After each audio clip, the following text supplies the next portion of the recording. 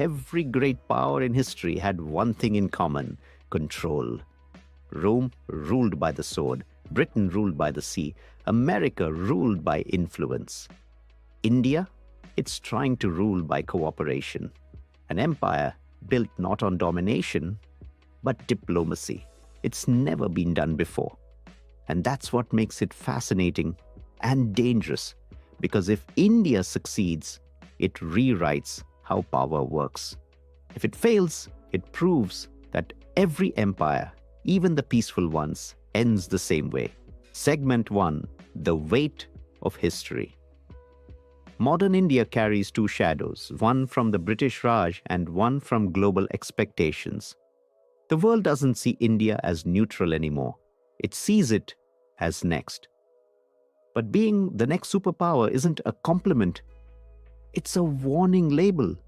Every nation that reached that level was eventually broken by it.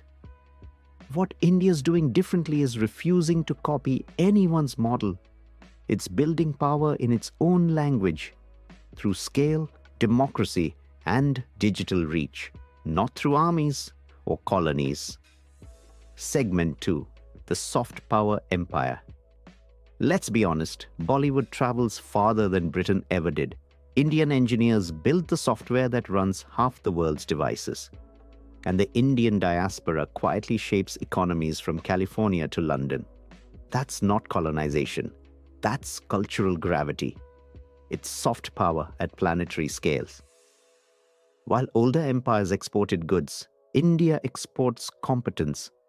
Its currency isn't gold or oil, it's talent. And in a world addicted to tech, that's more valuable than territory. But soft power cuts both ways. It wins admiration, not obedience. So the question becomes, can you build global influence without ever forcing it? Segment 3: The Balancing Act.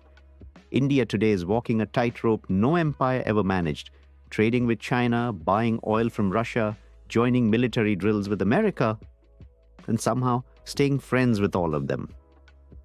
This isn't neutrality, it's strategy. The West sees it as opportunism.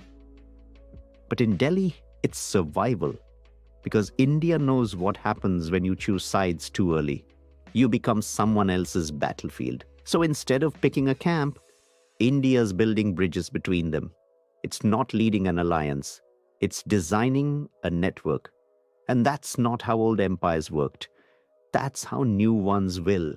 Segment 4: The Homefront Gamble.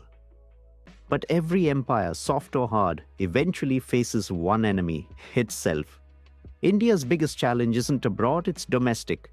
Youth unemployment, infrastructure gaps, and growing inequality could eat its rise from within.